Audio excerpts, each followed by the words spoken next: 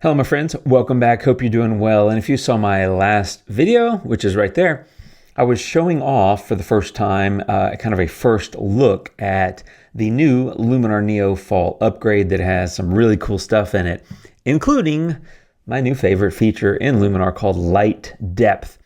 This video is just dedicated to that because that last video I wanted to share everything that's coming. This time I'm stripping away everything else, diving into light depth. That's what we're doing here, and I want to show you just how powerful, how cool, and how useful this feature is. Let's get into it. I've got a landscape here, and of course I need to click on edit. This is as with every photo that I'm going to show you in this video, this photo is previously edited, so I've already done all the stuff that I would normally do prior to getting my hands on light depth, right? So light depth is up here in favorites for me. It belongs in creative, but I've already faved it because it's clearly a fave of mine. I'm a bit obsessed about it, to be honest. It's so useful. So basic example here, it is a depth mask, and so as you can kind of see how the light is moving. And I want to point out something here to think about when you're using this tool, which is when you're looking at the photo, we're looking at something that's 2D, but it's a depth mask. So the depth mask is kind of 3D, for lack of a better word. So what I mean by that is, in this little graphic here showing you the depth mask, it's easy to think, oh, I'm just moving the light up in the photo. And in some respects, and in some photos, you kind of are. And so you might think, well, I can do that with like a linear gradient and develop and just increase exposure and do some feathering. In some situations you can, but this is a depth mask, so it's playing off the depth in the photo, not just the height, if you will. So keep that in mind, but that's what that's about, because as you can see here, right, in that graphic or in that mask overlay, just there it is in the bottom, but as you go, you can see how it's picking up the depth in the photo, and so as I move up, I'm getting deeper into the photo from a 3D point of view. So it is all about depth, hence the name light depth. But as you can see, it's incredibly useful. And of course, you can grab these handles to expand the range or condense the range, which gives you the ability to be really specific. Softness here is basically the feathering, the gradient edge along the edge of that depth mask. And so in this photo, there was already, let me show you the before, there was already some nice light in that center section, kind of that bowl. And that's kind of what I was picking up. But now you're seeing a lot more light there. Now, two other things have happened. The advanced settings section, which is down here below, the brightness near is defaulting to -50 and the brightness far is defaulting to -50. So if I pull those back to 0, in other words, no additional light adjustments. Let me just show you what this is doing to the center of the photo before and after, right? And that's too much at 50, but maybe at 30 looks pretty good before and after. So it's allowing me to be incredibly specific with how I apply light in the photo. And you edit photos just like I do, and you know just like I do that the most important thing in editing a photo is light, and this tool gives you so much control and so much power. I'm super stoked about it. I know you're going to love it. So a couple things I want to point out. This is a beta, so things might change. I kind of doubt it. Usually they're pretty locked, but I do want to point out it's a beta. The other thing, it's due out in early November is what they said. I don't have a date. I'm guessing in the first third, let's call it, of November, but I don't really know for sure. But it's coming soon, probably within a couple of weeks or so. Also, if you have not yet upgraded, there's a link down below. It is an affiliate link, and they pay me a small referral fee if you take advantage of that link, but there's no extra cost to you. And in fact, you can save money by using coupon code GYMNEXT15, save 15%, get the upgrade, which will include this amazing feature, and then you'll have a lot of fun editing your photos. So now that I've done that, I wanted to show you that. I'm going to give you a couple of more examples. Here is a photo that, again, previously edited. Absolutely love this photo. That last one and this one were both shot in Colorado about a month ago. I was up there chasing these fall colors. Now, one of the things I love about this photo is how the light is kind of hitting here in the foreground. And in the past, I would use different masks, like a radial gradient kind of in that center to maybe brighten that a little bit. Or you could use dodge and burn, or you could just use a brush.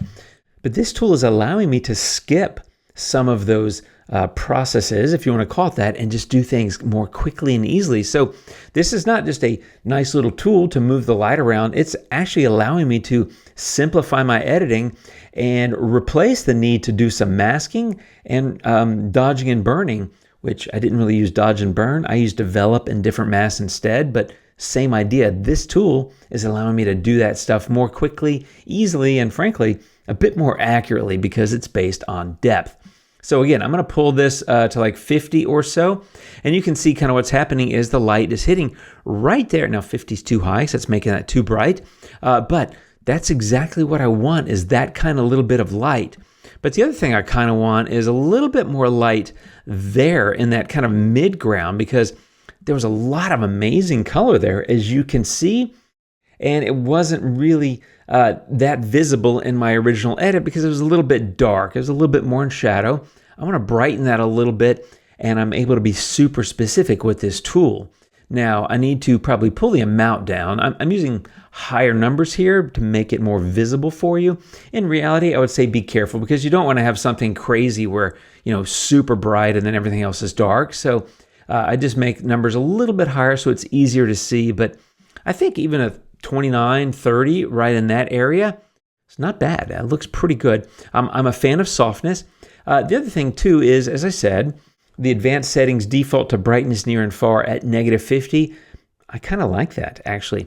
But the other thing that's really cool about this is you have the warmth near and the warmth far.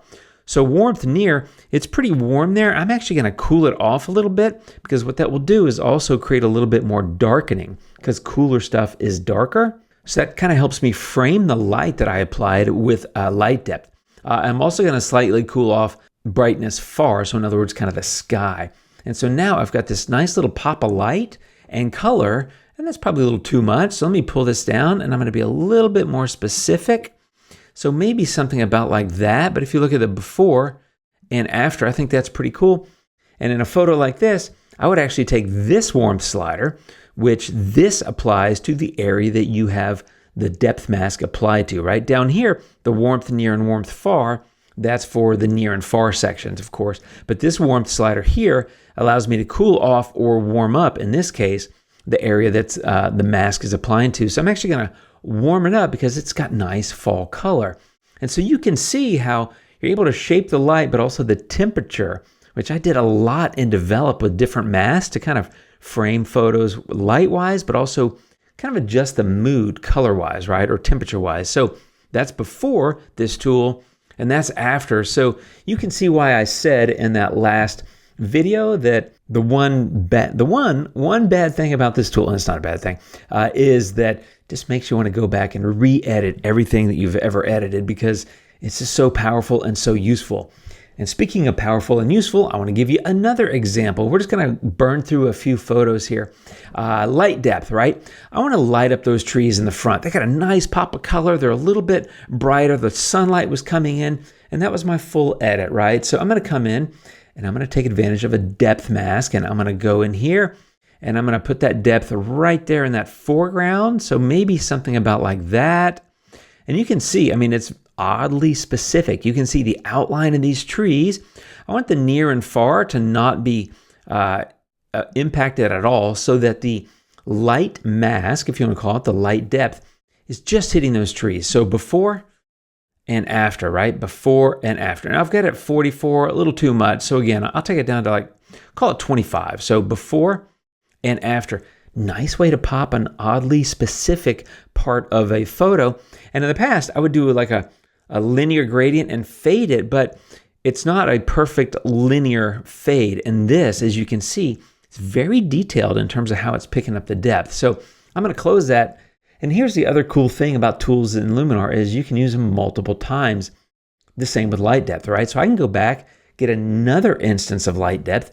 And what I want to do now is pop a little bit of that light in that midground, kind of before the mountains, but these dark trees here, I don't want to accentuate those. Well, again, I can be really specific with this tool. I'm just going to go over here, something about like that. I'm going to go fix this brightness near because I brightened it a moment ago. I'm going to leave brightness far the way it is, right? I'm going to leave that with a -50. But now I've got this nice little touch of brightening over there. So maybe something about like that. You just got to play around with it and make adjustments to these handles to broaden, increase or decrease the size of it. But if you look at the before and after, now I've also impacted the sky. So let me make that as 0, just so you can see just what the light is doing.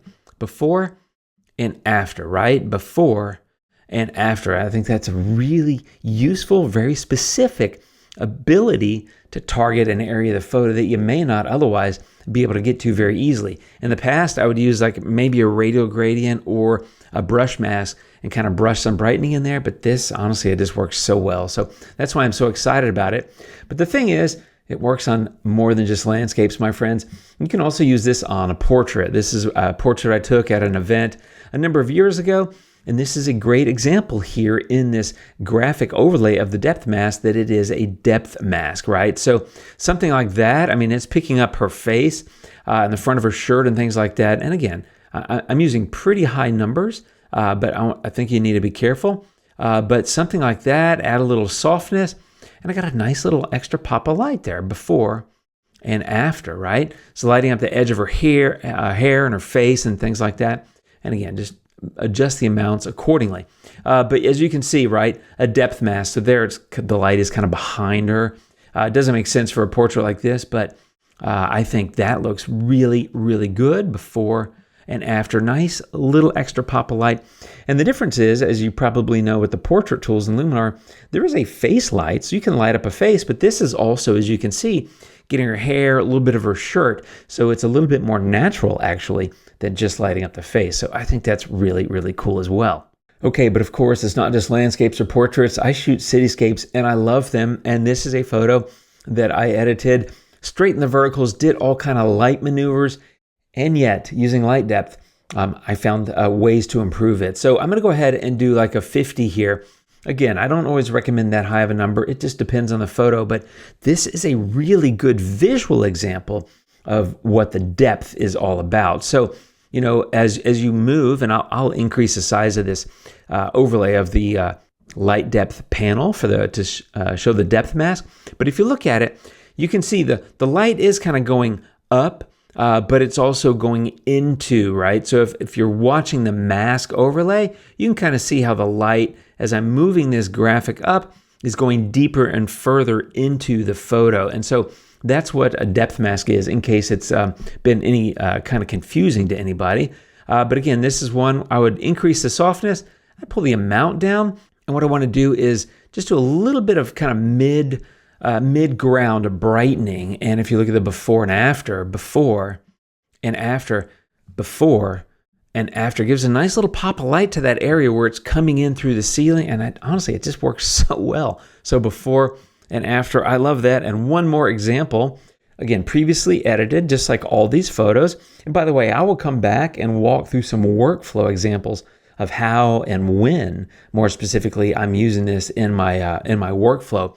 But I'm so gaga over this tool, I just thought you might want to see more about it. So I'm going to go ahead and go to 50 again, because it's a good visual representation on the screen. Again, be gentle with the numbers. Every photo is going to be different. But take a look here, and you can see, again, depth mask coming into play. So, you can lighten up that foreground if you want to. But what I want to do is I want to brighten Big Ben, because Houses of Parliament, I know it's Queen Elizabeth Tower, I believe. Everybody calls it Big Ben over on this side of the pond, but I want to lighten up Big Ben and the Houses of Parliament, and this tool is really good at being specific like that. So I just keep dragging this up in the masking overlay, which is pushing it deeper into the photo, and eventually I'm going to get up here and I'm going to increase that, and you can see it's getting really specific. Now again, 50 is too high, but let's try 25. And a little bit of softening. So if you look at the before and the after, really specific. And I might give this a little bit of warmth, right? Bump that up a little bit. And the brightness near and far, I actually think I might take the brightness near a little bit darker and maybe a little bit cooler. And maybe the same with the sky, just to kind of accentuate the difference between the warm and cool, but also the bright and the dark. So before and after, the depth mask gave me the ability to light up those buildings incredibly well without any complicated masking, because think about how hard it is to mask that and all these things. The only other way that I can think to do it accurately is with the color mask, because there's not a lot of other yellows and oranges other than the reflection here and there. You'd have to erase all that, but you could pick that and use a color mask to change the exposure value with like develop and a color mask. But this is so much easier and so much quicker. So before and after, incredibly powerful, incredibly useful feature. I know you're going to love having it as much as I'm loving having it. And don't forget, get that upgrade at that link below. Use coupon code GEMNIX15 to save 15%. And it's coming in early November. Hope you're as excited as I am. Thanks for watching. Thanks for hanging out. I'm going to go edit some more photos. I'll be back soon with another video. You guys take care. And see you soon. Until next time, my friends. Adios.